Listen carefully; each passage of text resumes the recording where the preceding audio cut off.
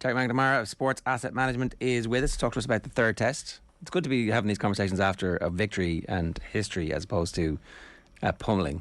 Yeah, because that's what we thought at the start, right? We were a bit concerned about how it was going to go, but here we are. Owen was always glass half full, in fairness to him. He is a C when it comes to this. Yeah, I can predict the future. Yeah, I think we were in this kind of same boat. I think the two of us. Yeah.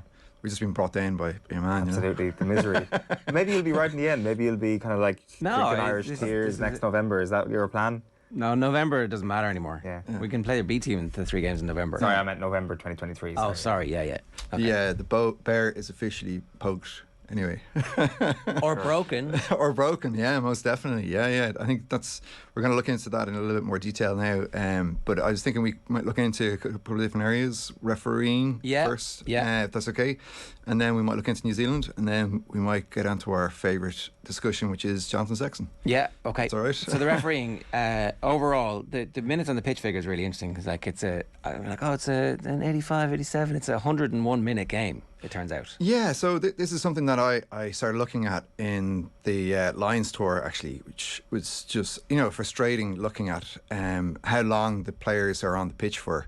It's the kind of one thing that the referees have the biggest impact on, and it's something that's not really been looked at. And what that is we take when the players go onto the pitch and the first ball is kicked off, and we stop the clock once it goes to half time, and then we take from the second half is kicked off to the end, and we basically say, okay, how long was that? And the reason why that's important is because anything longer than, say, 100 minutes, it's an extra 20 minutes that those players are on the pitch. Not necessarily that important for strength and conditioning and the way in which players play, but it's more, that time could be spent for advertising or it could be used for analysts talking about the game at half time. That's where that time has been taken away. So that's money, that's income, that's revenue for rugby, which is being kind of ignored, or at least being let go by referees taking their time in the game. But in this game last weekend against Ireland and New Zealand, the third test, it was, you got to hold your hand up and say well done to the lads that were refereeing. They caught the Sam Kane tackle off the ball early on. They got the Rico Riani offside at 25 minutes.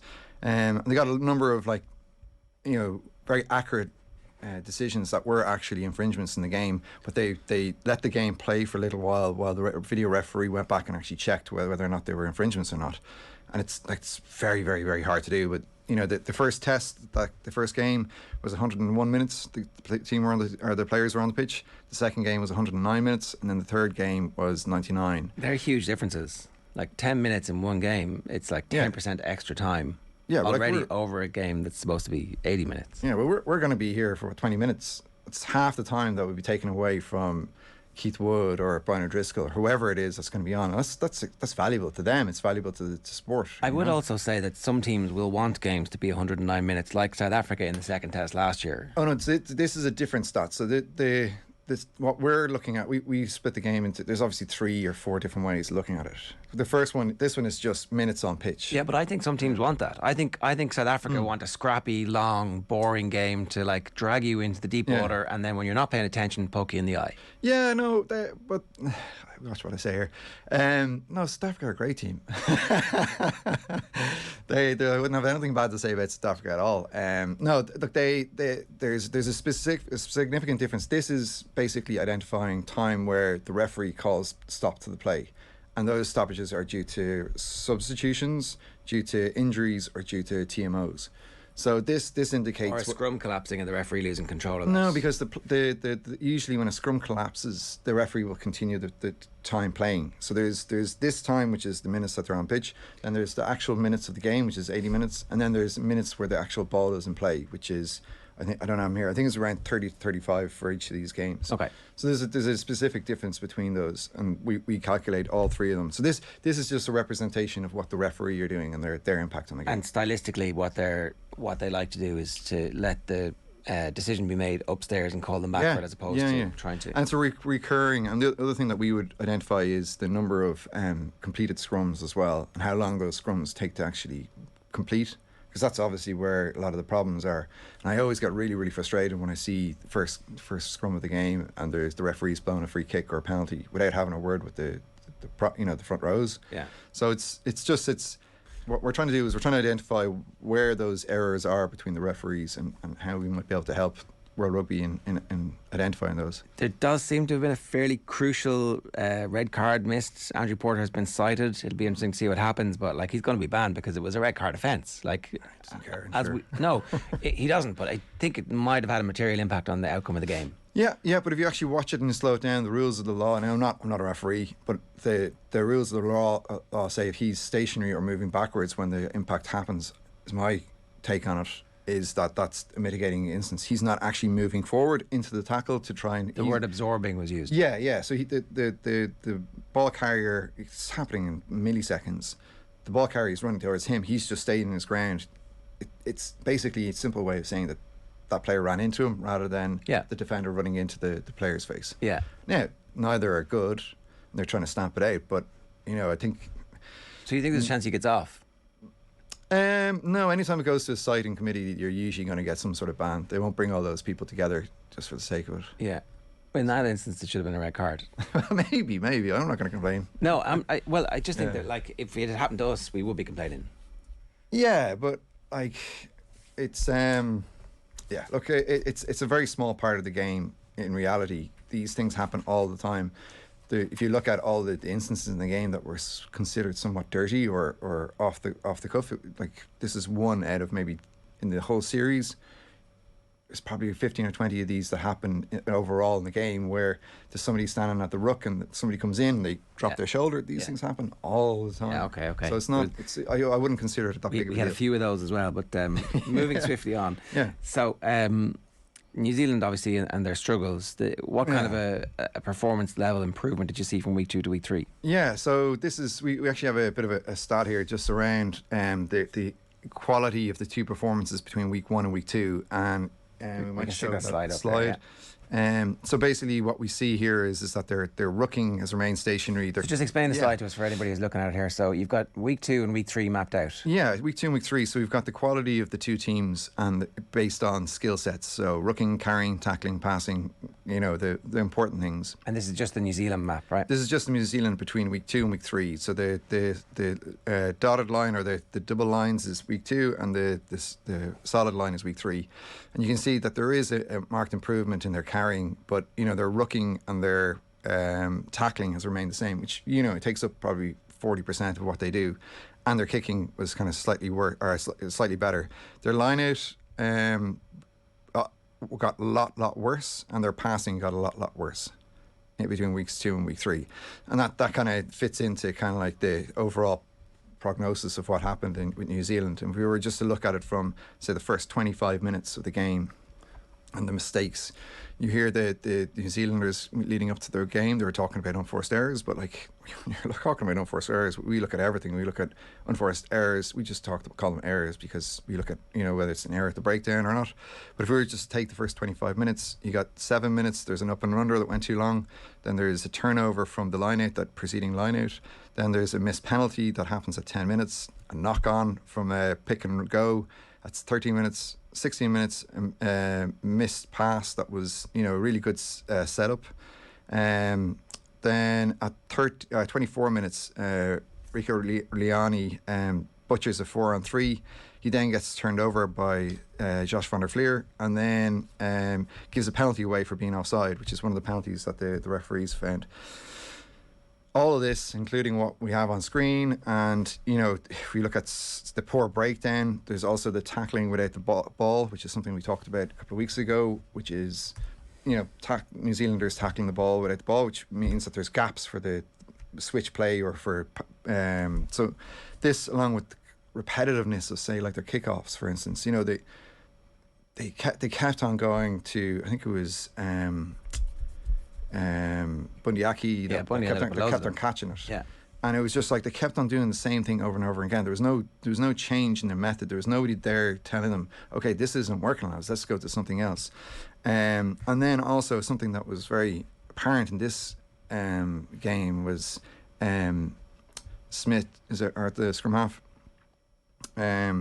skipping the pods of 3. So there's 3 pods of 3 guys that are standing maybe 5 or 6 meters away, And what he'll do is he'll usually hit the middle guy, because the middle guy then will crash it up, and or you can bring it out the back, or you can pop it onto either one guy left or right of him. So there's 4 or 5 options for that player that in the middle. But what Aaron Smith kept on doing was just skipping the pod altogether and hitting the last guy.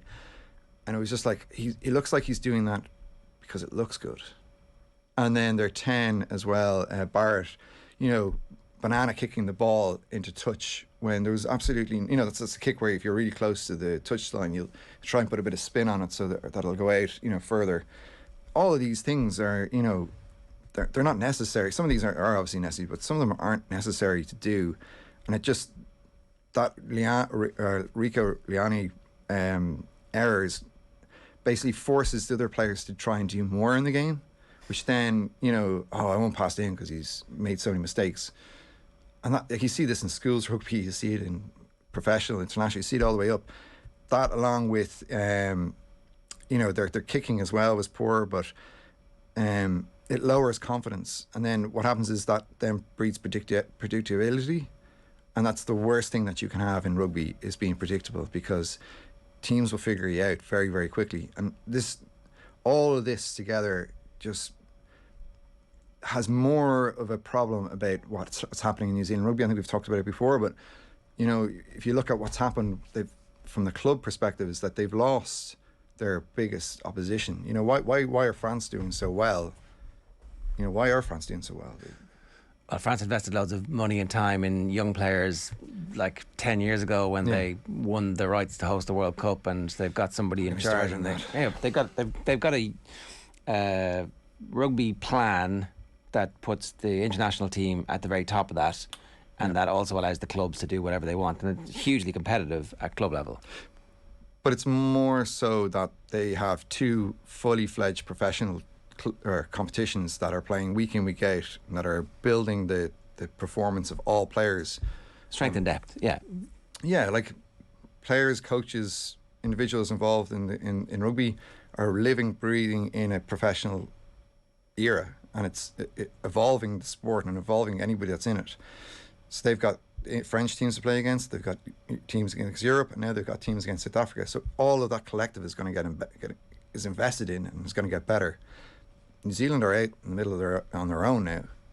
They don't have anything like that. The Australians are press refresh for the 3rd time now. So I don't know. I think it's a pretty serious problem for New Zealand, especially with that CDC money that's come in. Right. So you're going to expect money. You think this could be the start of a dark age for New Zealand rugby? No, like they've still got amazing players, but like myself, I would look at a lot of content around coaching and how players are taught, and how different aspects of coaching and training. Like all of that used to come from New Zealand. You know what I mean? All of that used to come from Graham Henry's time, just even going to contact. And the New Zealand Sport Institute was like a legendary kind of, this is an example of how all sport all around the world should be done. And maybe the rest of the world has caught up with that?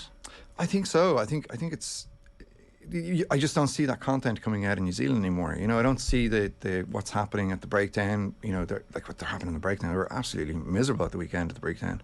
Here's the thing, right? A combination of Joe Schmidt and Scott Robertson could fix that really quickly. Like what we're talking about there is not players who have bad skills, it's players who have been badly coached. Gordon Darcy said on Friday that he thought the team was really badly coached, and I think everybody has come to that conclusion, including the people who run New Zealand rugby and all of the New Zealand media. So that bit is fixable. The bit about them not having South African opposition, that's a much longer global problem that somehow they're going to have to fix. I would see that as a bigger issue than anything else. I would see the fact that they're only playing against themselves to a certain extent. They're only playing 15, 16 or 18 games, I think it was, this year that they played in the Super Rugby competition. So they're only playing half the year. So they need to be able to be. Anyway, sure, we'll see what happens. But it's definitely an error or an issue or something to be. You think it's wider than Foster? Oh, big time! Yeah. Much bigger than that. Yeah.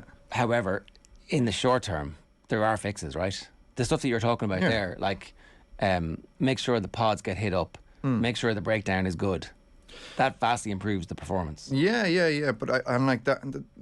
So there's a couple of different ways of playing. There's I think we've spoken about this before, but you've got your game plan to try and get the best players that you have getting them into positions where they can get the ball to make it biggest impact, or you've got very process-driven coaches that basically follow patterns and follow.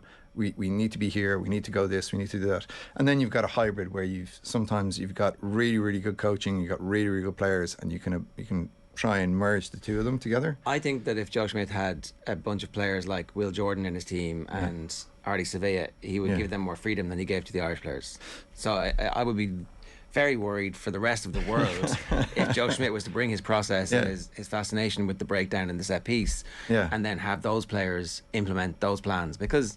But it could be too late for those guys, because once you're 5 or 6 minutes into a game, a lot of these guys, they're in their late 20s, early 30s. They've this is all they've known. But are we not the actual the proof that it's possible to evolve and change? Because what our players knew for such a long period of time was that Joe Schmidt, you do what you're told, you be where you're supposed to be, otherwise you can feck off. Don't drop your key card. Whereas with Andy Farrell, it's like, no, we're gonna have a good time. Yeah. Can have a party. We're gonna get loaded. Yeah.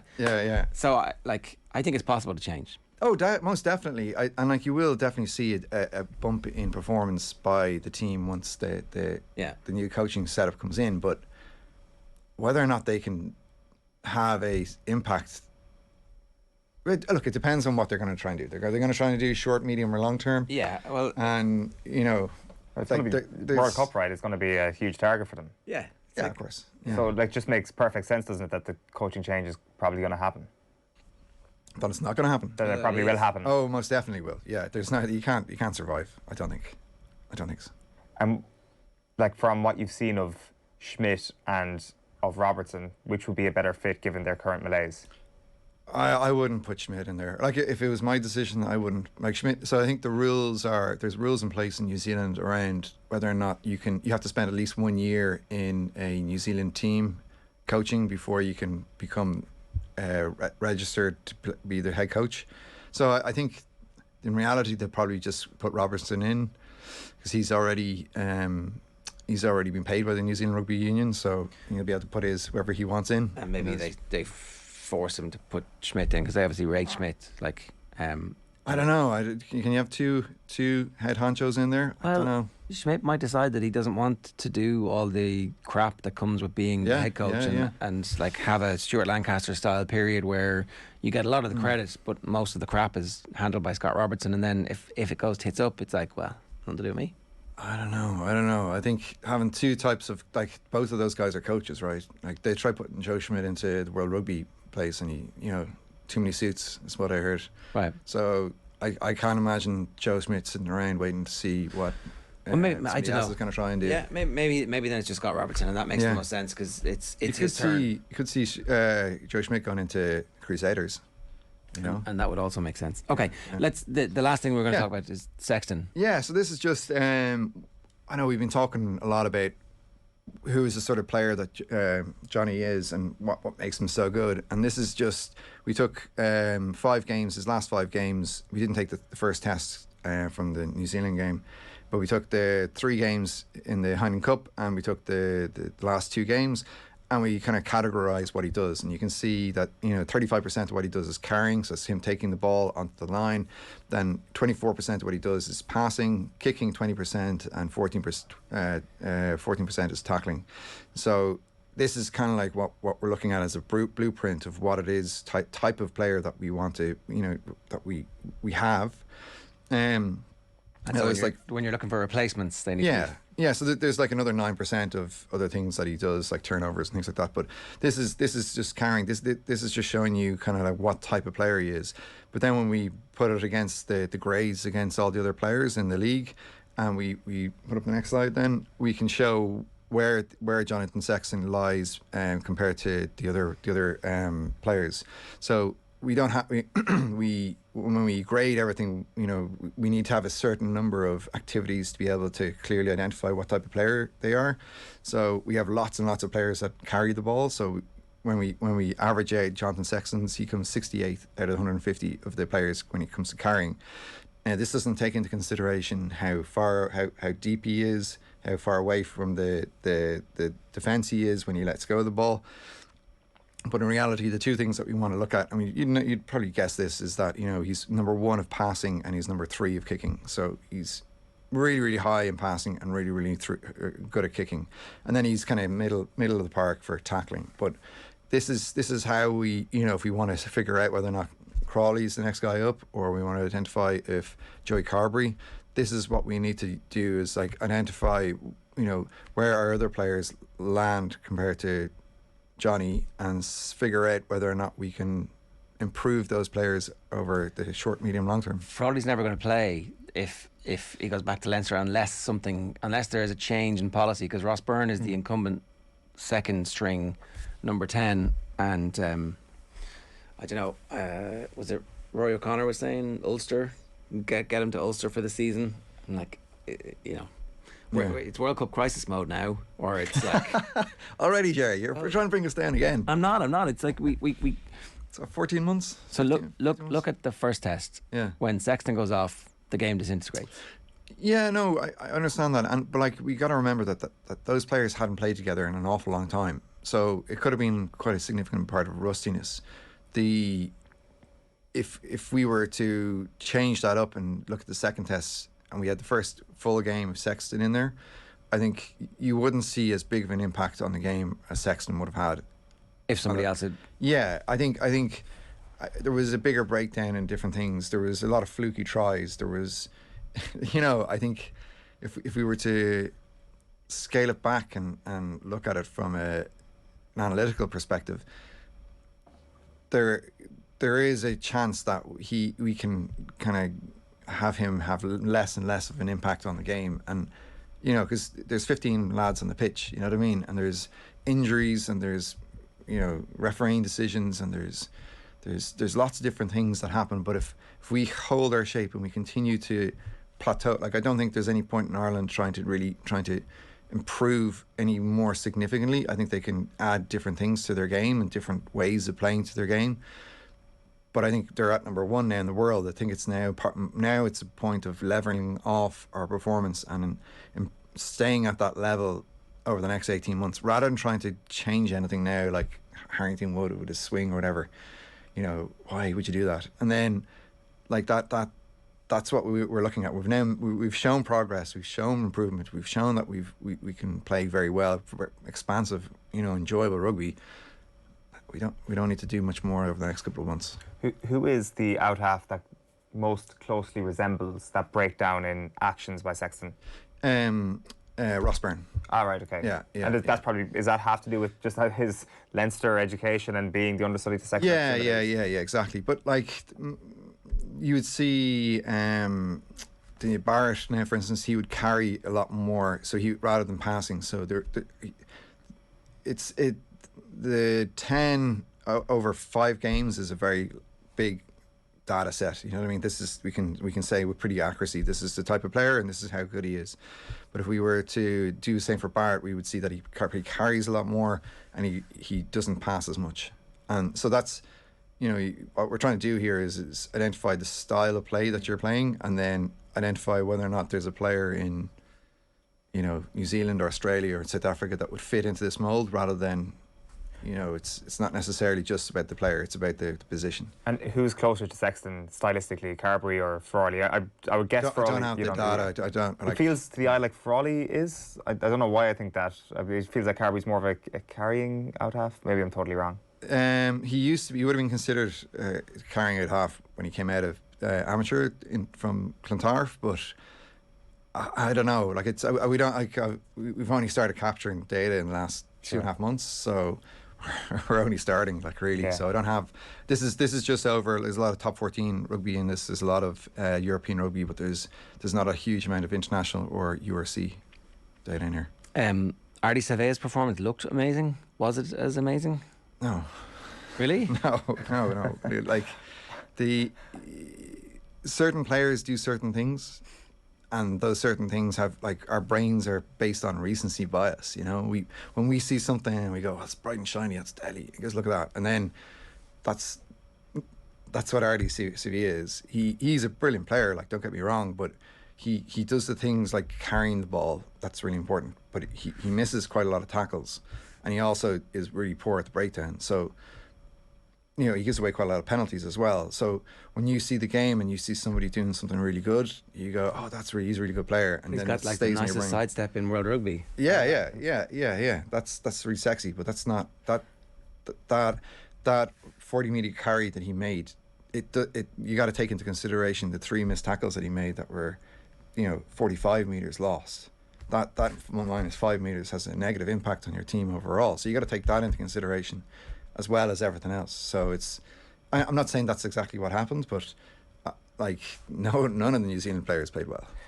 And when it comes to the Irish players that we were glorifying, like, do they all stand up? Like Tadhg Byrne, for example? Yeah, Tadhg Byrne has had handling issues in the past that he knocks the ball on, but then he goes and does an intercept on Saturday. It's amazing. So, but he would be a player that if I was to sit him down and have a chat with him, is tackling, because he's always thinking about the poaching or counter rucking. So you'll see him. He'll if he's a tackle assist, that's basically, you got the tackler, which is the first guy, and then you got a tackle assist. If he's ever the tackle assist, he won't try and stop the player. He'll just get in the way and then try and counter ruck. But that results in a negative play for you. And if it's a negative play, then the guys who are rucking tend to be going forward.